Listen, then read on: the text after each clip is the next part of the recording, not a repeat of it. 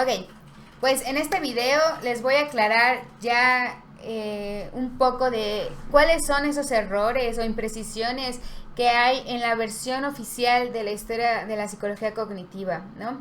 No estoy diciendo que no fueron así los hechos, sí lo fueron, en lo que respecta a 1960 en adelante, cómo es que se fueron dando los avances y pues claro, tuvo un gran impacto el momento que estaba viviendo la psicología cognitiva en cuestión de el boom de las computadoras, la tecnología, era algo novedoso para todos en ese momento, ¿no?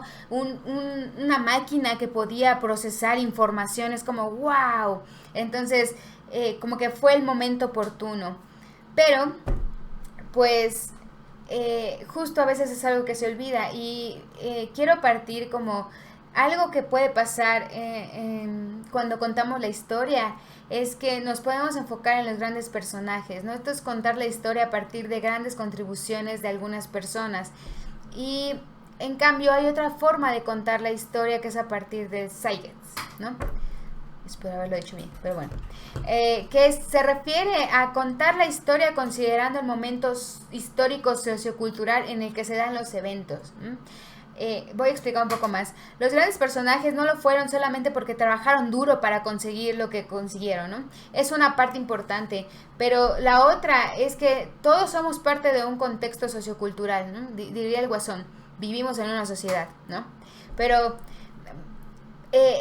este contexto, aunque suena meme, realmente nos determina, ¿no? Y estamos sujetos a lo que pasa. Nuestros actos están determinados por todo lo anterior que sucedió y por el momento en el que estamos viviendo. Y lo mismo pasa a la hora de contar la historia de la ciencia o cómo fue el desarrollo de la ciencia, ¿no? Las grandes ideas no surgen en el vacío, en realidad son el cúmulo o el resultado de varios trabajos realizados anteriormente. Entonces, sacar a las personas de su contexto y ponerlas en el vacío da pie a muchas interpretaciones erróneas de cómo fueron los hechos. Entonces, veamos un poco más con detalle a qué me refiero con esto. Primero, es cierto que sí, la historia de la psicología puede verse relacionada con la filosofía como cualquier otra área, cualquier otra ciencia, cualquier otra disciplina, ¿no? Ahí fue el inicio de todos.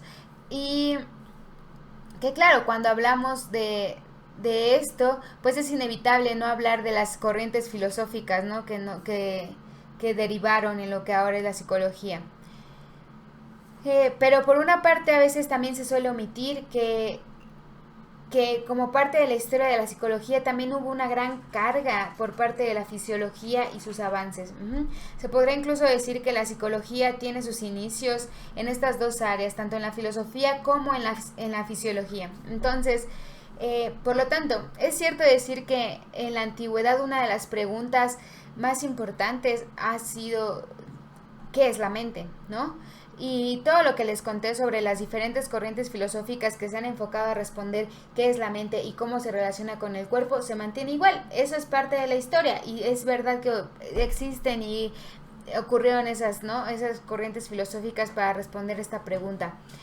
Pero eh, pero también es cierto que se ignora un poquito la parte del avance mismo de la ciencia y el peso que tuvo en el desarrollo de la psicología. Entonces, un ejemplo muy común es el propio Descartes, ¿no? Les comenté que Descartes era considerado dualista y él sustentaba, ¿no?, que había una mente y un cuerpo, pero también él avanzó la investigación sobre mecanismos fisiológicos, no simplemente lo que nos han contado desde primer semestre del arco reflejo, y a su vez él quería dar evidencia o explicar cómo es que la mente y el cuerpo se conectaban, pero bajo una ley física o biológica, y por eso se atreve a proponer que se conectan en la glándula pineal. Ahora, a su vez que los debates filosóficos avanzaban, la ciencia también hacía lo suyo, ¿no? Y no olvidemos que Newton propone el método hipotético deductivo y es como la base ahora para considerar esto ciencia o para realizar ciencia, ¿no? Y a su vez también Newton estaba explicando cómo es que vemos los colores. Entonces, la ciencia siguió avanzando, ¿no? Y para este punto la psicología no existía como una ciencia, ¿no? Incluso había algunos filósofos que dudaban que la psicología pudiera llegar a ser una ciencia debido al objeto de estudio, ¿no?, que era el individuo. les parecía que era muy subjetivo. Pero, pues a pesar de eso, los primeros estudios en psicología experimental estaban enfocados en entender la relación de la mente y el cuerpo, pero querían hacerlo basados en el método científico y con evidencia, ¿no? Querían hacer investigación sobre esto para que pudiera ser considerada una ciencia. Okay.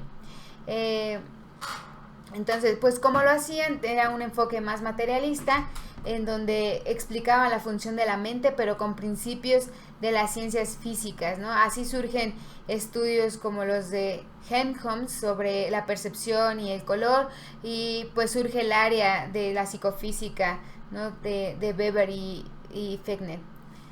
Entonces, a pesar de que nos han contado de que en 1879 se funda el primer laboratorio de psicología en Alemania por Wundt, y que esto marca el inicio de la psicología como ciencia, también es cierto que algunos métodos e ideas implementadas en el laboratorio de Wundt desviaban un poco a la psicología de realmente ser una ciencia y cuestionaban desde otras ciencias a la propia psicología si lo estábamos haciendo bien, si realmente nuestros métodos eran verdadera ciencia, ¿no?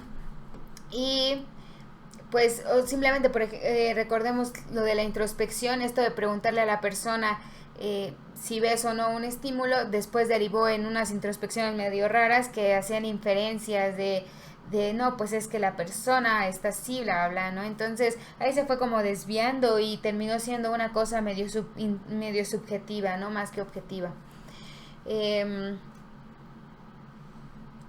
Incluso dentro de la propia área de cognición se han hecho algunas críticas a este método de la introspección, porque muy difícilmente la introspección podía dar explicación sobre cómo funcionaban procesos superiores. Entonces, había fallas y había dudas sobre si la introspección era un método válido o no.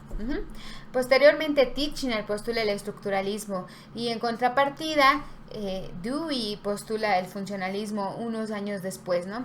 Y si seguimos cada línea de estas dos escuelas, el estructuralismo permitió los avances en fisiología y en lo que ahora se conoce como neurociencias, mientras que el funcionalismo permitió avances en otras escuelas o con otros enfoques, ¿no? De la psicología experimental, como sería el conductismo. Entonces, hay que considerar que mientras estaban debatiendo si era más importante enfocarnos en las estructuras o en la función de los procesos, el contexto sociocultural, principalmente de Estados Unidos, estaba obligando a los investigadores y científicos a enfocarse en cosas que fueran útiles y progresistas para el país, ¿no? De ahí saldría el impulso de la filosofía pragmatista de William James, ¿no? Quien promovería dejar un poquito de lado los debates filosóficos que no tenían una respuesta rápida ni sencilla y concentrarse mejor en el estudio de cosas útiles y prácticas, ¿no? Que permitieran su aplicación a otros enfoques de la psicología. Entonces, el funcionalismo, además de ir de la mano con el pragmatismo, también impulsó muchas de las ideas que se le atribuyen erróneamente como únicas del conductismo, ¿no? Una de las ideas fue impulsar la investigación con animales no humanos, y esto derivó de que el funcionalismo se encontraba muy cercano a la teoría de la evolución de Darwin. Entonces, ellos decían, bueno, si podemos estudiar procesos en animales no humanos y luego compararlos con los humanos, obtendríamos mayor información sobre este fenómeno, ¿no? Las diferencias que hay entre los diferentes organismos. De ahí sale un poco la psicología comparativa y los estudios que haría Thorndike con la caja problema, ¿no? Y su famoso gato, o gatos más bien.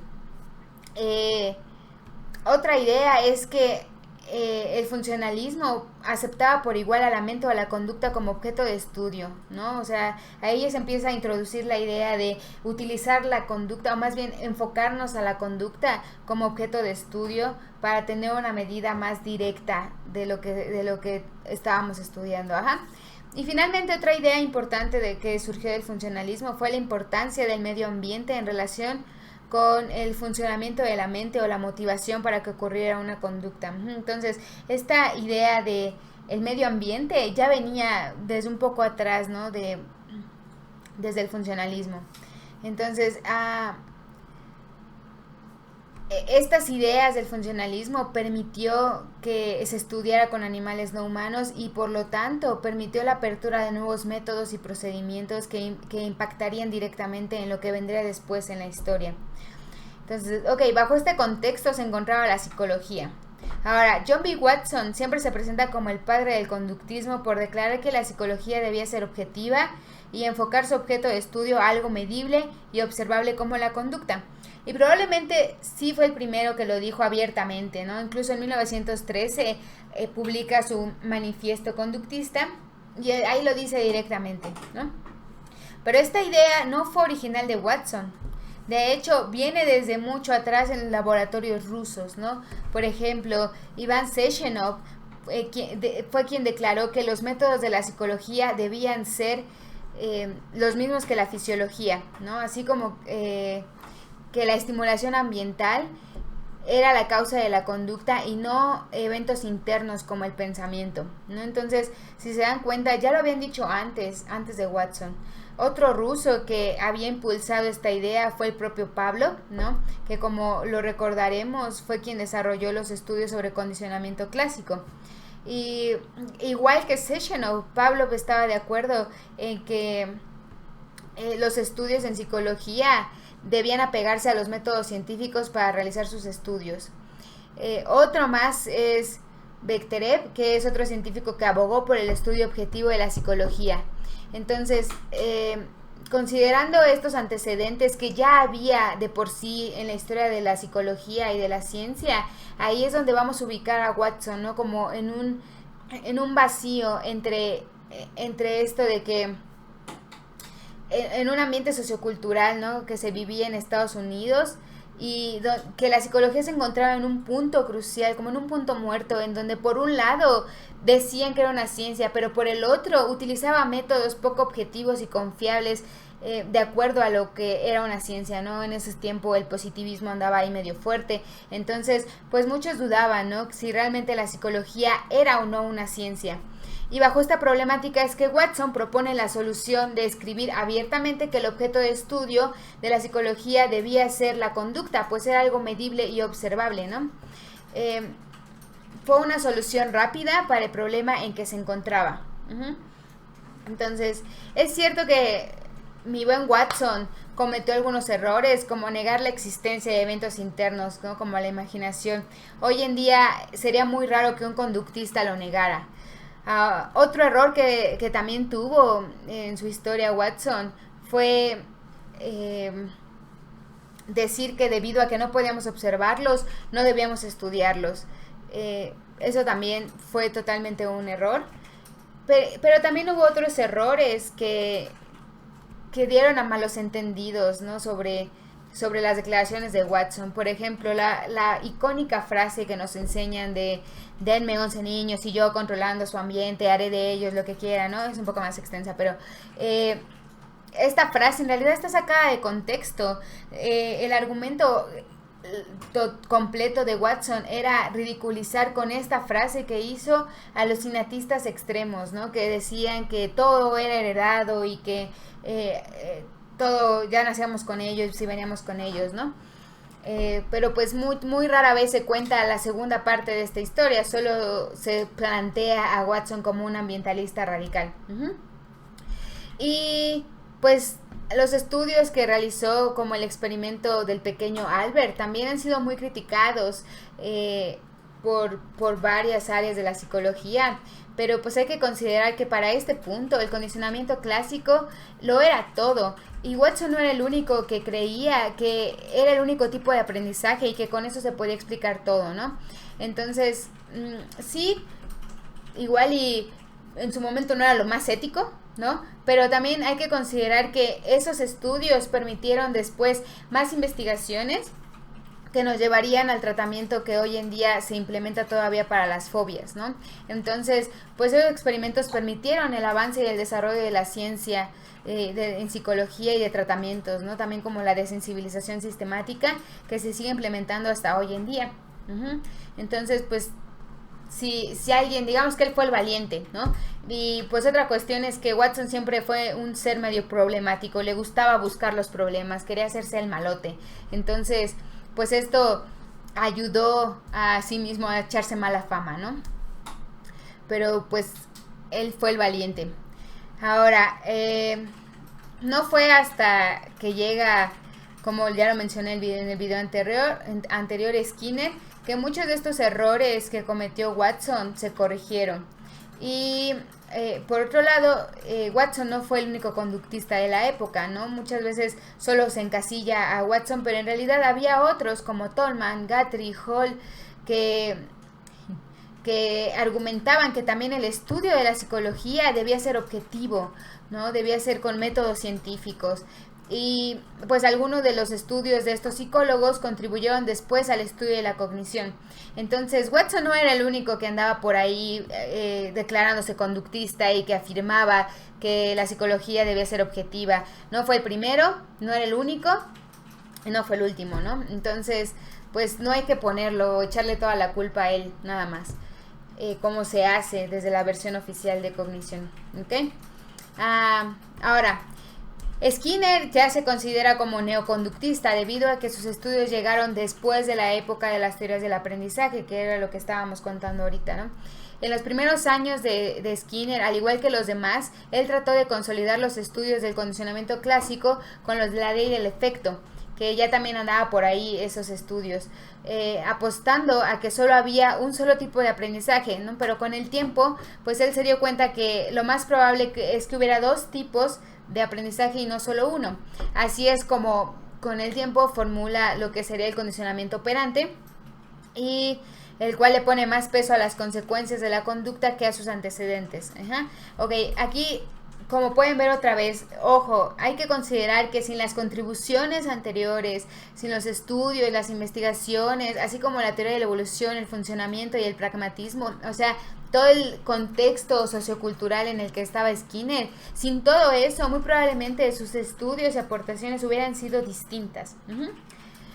Otra aportación que hizo Skinner es corregir lo que Watson había hecho un poco mal, que era negar la ocurrencia de eventos internos. Skinner, por el contrario, dijo que sí existían, ¿no? Y es lo que ahora el conductismo hace, no los niega. El conductismo afirma y dice que sí existen eventos internos, ¿no? O como imaginar, pensar, razonar, bla, bla, bla. Y que debían ser parte del estudio de la psicología. Él corrigió esto que Watson decía, no por no observarlos no vamos a estudiarlos. Claro que tienen que ser parte del estudio de la psicología, pero aquí la diferencia es que Skinner los trató como una conducta más, ¿no? Los eventos internos son conducta también, o algunos son estímulos. Entonces, son eventos internos o privados que tenemos que estudiar también. Y debemos tratarlos como conductas, deben estar sujetos a las mismas leyes. Entonces, pues ahí hay otra corrección, ¿no? Desafortunadamente para la época en que vivía Skinner, pues la tecnología no permitía poder estudiar este tipo de eventos, pero él era muy optimista con el futuro, ¿no? Y él decía que muy probablemente en el futuro los fisiólogos y los propios psicólogos iban a poder estudiar de manera un poco más directa este tipo de eventos privados. Ahora, además Skinner nunca negó o dijo que la psicología no debía interesarle los mecanismos fisiológicos o el sistema nervioso o el cerebro, ¿no? Solamente se considera o los consideraba como otro nivel de análisis diferente. Y que le correspondía a otras áreas como las neurociencias, la biología, la fisiología, ¿no? La explicación de estos mecanismos no nos aseguraba una relación causal, pero no por eso no debíamos entenderlos o no debíamos saber sobre ellos, ¿no? Y pues a diferencia de Watson, se reconocía la importancia de la carga genética del organismo, ¿no? Pero también la del medio ambiente. Entonces, ahí era un poco más como tranquilo en la cuestión de sí tiene una parte importante la genética, también el medio ambiente, ¿no? Otra de las críticas que se hace respecto a el periodo del conductismo en la psicología es que había una exclusividad así sobre los estudios en animales no humanos, ¿no? Que dejó de lado un poco los estudios con los humanos. Pero lo cual también es un malentendido.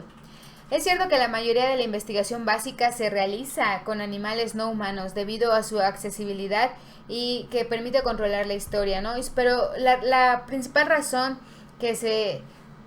por la que se estudia con animales no humanos es porque se buscan principios generales que apliquen para todas las especies, para que apliquen para todos los organismos, ¿no? Recordemos que la definición de psicología es la ciencia que puede describir, controlar y predecir la conducta de los organismos, no de los humanos únicamente. Entonces, por eso es que se buscan principios generales. Entonces, si hay algo que encontramos con una rata o con una paloma, se va a poder extender, es una misma pregunta, no la vamos a poder extender a los humanos, si no, bajo qué condiciones. Ya vimos un poco de diseño, de investigación y todo eso, ¿no? Aún así, también se realizaba en ese tiempo investigación con humanos y hoy en día se sigue realizando investigación con humanos, ¿no? Y no solo eso, hay todo un área que busca la aplicación de estos principios para la mediación y el tratamiento de diferentes conductas problemas, ¿no? Entonces no era un estudio únicamente con humanos, con animales no humanos. Ahora, aquí quiero detenerme un poco, hacer una corrección que viene en el libro de Stenberg. Y es que en el libro pone a Watson como el padre del conductismo radical y que radical hace referencia a ser extremo, ¿no? Y ambas afirmaciones son erróneas.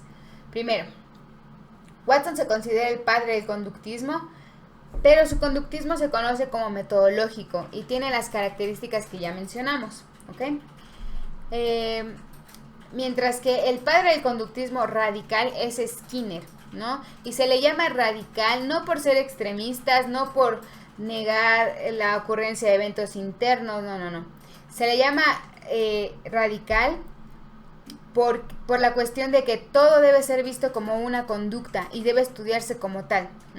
O sea, nosotros, los conductistas se refieren a pensar, recordar y todas estas cuestiones como conductas. Son conductas que hay que explicar como tal, como otra más, como correr, como comer. Entonces esa es la diferencia, por eso se le llama radical, ¿ok?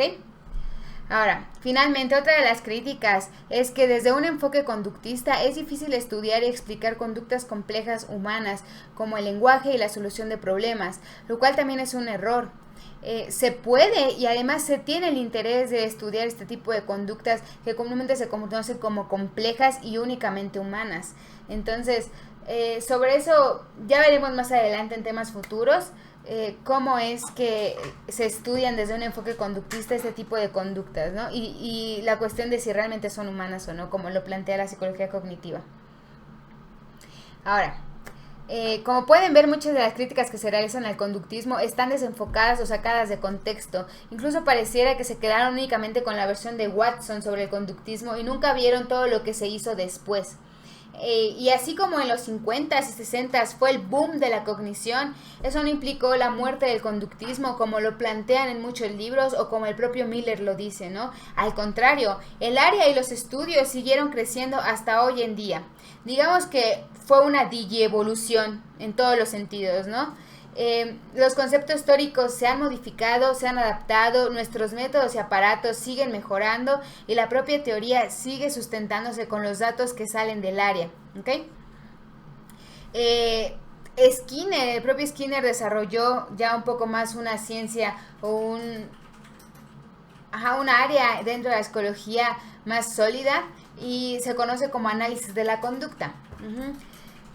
Y esta tiene dos áreas. Una puede ser el área de la investigación básica con animales no humanos y humanos también, y el área aplicada que busca tratar conductas problema, ¿no? Conductas que estén y pues incluso a nivel mundial los tratamientos que salen del área aplicada del análisis de la conducta son las que tienen mayor éxito y son las más efectivas para tratar casi todo, ¿no? Un ejemplo muy fuerte es para tratar los casos con niños diagnosticados con autismo.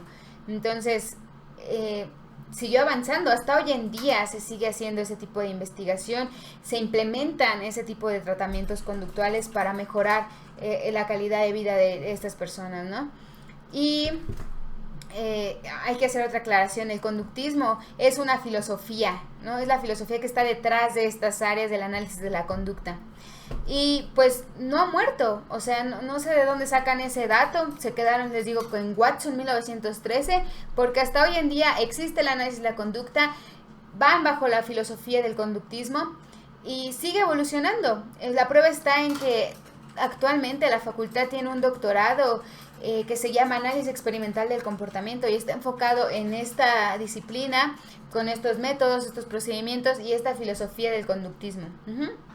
Que muchas veces nada más tiene malos entendidos o es mal interpretada y pues no se le da la oportunidad de conocerla un poco más debido a que pues se le considera o la promueven como que está muerta, ¿no?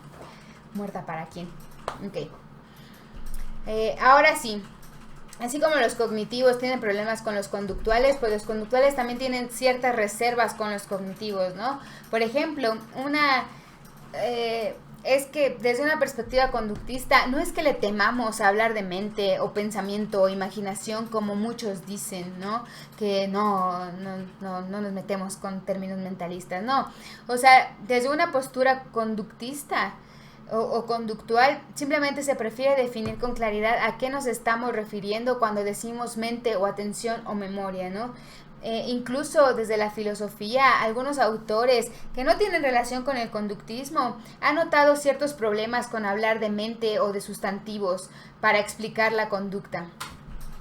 Y pues una de las razones por las que se prefiere hablar de conductas y de verbos más que de sustantivos es que muchas veces el sustantivo termina siendo la explicación o la causa del fenómeno, provocando un razonamiento circular, ¿no? Y no explicar realmente la causa de la conducta. Les voy a poner un ejemplo rápido, ¿no? Muchas veces vemos que no sé, la mamá le pega al hijo, ¿no? Y la razón, ¿por qué le pegaste? O ¿por qué le pegó? Porque estaba enojada. Ok. ¿Y por qué estaba enojada? Pues, ¿cómo sabes que estaba enojada? Pues porque le pegó. Entonces, esa es la explicación. Entonces, es un ejemplo muy burdo. Si quieren saber un poco más sobre eso, chequen el video que les dejo. Ahí hablo un poco más sobre qué es un pensamiento circular y por qué es una falacia. ¿Ok? Pero bueno, esa es nuestra principal razón para evitar hablar de sustantivos, porque es muy fácil que se termine convirtiendo en la causa de la conducta cuando no es así. Como ya dije, tampoco se niega que haya procesos fisiológicos en el cerebro. Al contrario, todos esos estudios nos resultan muy interesantes y lo son, pero se consideran en un nivel distinto de análisis, ¿no? Y pues incluso a veces darle desde este análisis tanta importancia a ese tipo de estudios en fisiología, pues puede quitar un peso realmente a qué podemos hacer, ¿no? O por el contrario, la solución es desde este lado, ¿no? O sea, les voy a poner un ejemplo muy rápido. Hay estudios que han comprobado que el deterioro del cerebro con pacientes con Alzheimer está relacionado con la pérdida de ciertas funciones superiores, ¿no? Y pues, ¿qué han hecho, no? O sea, desde el punto de vista de ahí, pues no vas a llegar, todavía no hay la solución médica o biológica para curar este tipo de enfermedades o este tipo de deterioro. Entonces, lo que hacen ellos mismos es la solución más inmediata y efectiva, darles terapia conductual. Esto es modificar su ambiente para retrasar o hacer más lento el deterioro, ¿no? Entonces, al final, es muy interesante saber lo que está pasando en el cerebro, pero una solución hasta el momento siempre se da en términos conductuales. Ok, y pues otra cuestión es que muchos estudios en las neurociencias han encontrado correlaciones, ¿no? En ciertas zonas del cerebro o activación cerebral con algún aspecto conductual, pero no se les olvide, como vimos en el tema pasado, que una correlación no precisamente implica una relación causal, ¿no? Que encontremos esto no significa que eso va a derivar inmediatamente en la otra cuestión. Y pues a ver, o sea, no se les olvide que el cerebro es tan complejo que la activación de una zona no está aislado de todo el funcionamiento, ¿no? Del cerebro. Y pues al final a veces considerar este tipo de correlaciones como la causa directa de una conducta, pues nos puede llevar a implicaciones que solo en realidad son inferencias de lo que está ocurriendo, ¿no? No hay una evidencia directa de una y de otra. Uh-huh. Ok, otra reserva que se tiene hacia la cognición es que muchas veces los experimentos que realizan en esta área para estudiar un fenómeno, pues es que utilizan procedimientos o tareas conductuales, ¿no?